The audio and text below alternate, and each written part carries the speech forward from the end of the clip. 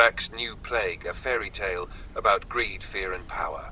Prologue, the new tale. Once upon a time again in the great realm when Rumburak the shapeshifter devised a new story. This time, he whispered to the king, it is not about towers of steel, but about tiny bogeymen. They were to be invisible, little tormentors dwelling in people's noses.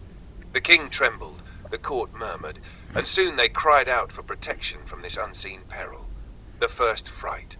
In the far east, the witch of the east of the Second Order abandoned her trials, and lo, the bogeymen slipped away. Messengers brought dreadful images, wagons filled with coffins, endless lines of the sick. The court fell into panic. Lock the people in their huts. Let no one stir until the spell is broken, commanded the king. The tangle-haired troll in the white coat. Then there came a troll with wild hair and a shimmering white coat. They called him the tangle-haired troll, for his tails were as jumbled as his curls. He held aloft a magical microscope, through which only he could see. "Behold," he cried, "I have found the bogeymen. They are everywhere." The people saw nothing, yet they had to believe. Thus he became the herald of danger, and Rumburak's tale gained power. The clown noses and the dance of masks. Then merchants appeared. "Here, clown noses against the bogeymen. Whoever wears them is safe." At first the people laughed, but soon came the royal decree, no one leaves the house without a clown nose. And so the folk set forth, masked like fools at a carnival. The troll with the green draught. A wealthy troll, ever chuckling in the shadows, brought forth with the potion mixers a green draught. He promised, "Drink, and you shall be free of the bogeymen."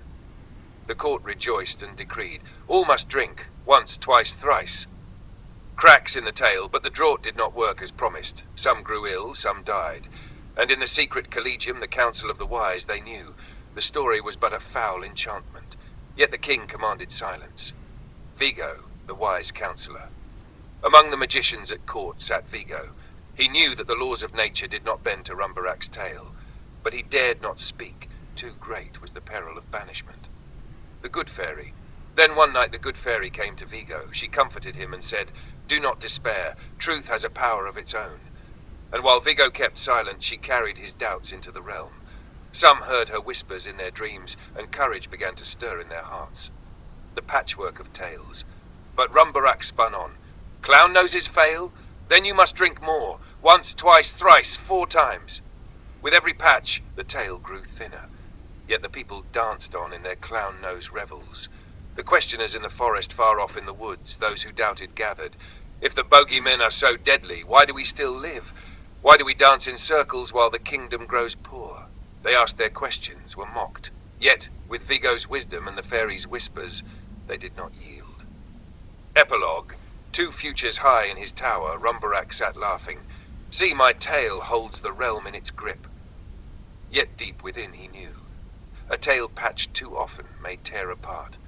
And perhaps, so hoped Vigo and the good fairy, one day the people would awaken and know the bogeymen for what they had always been, a spell sprung from Rumburak's quill.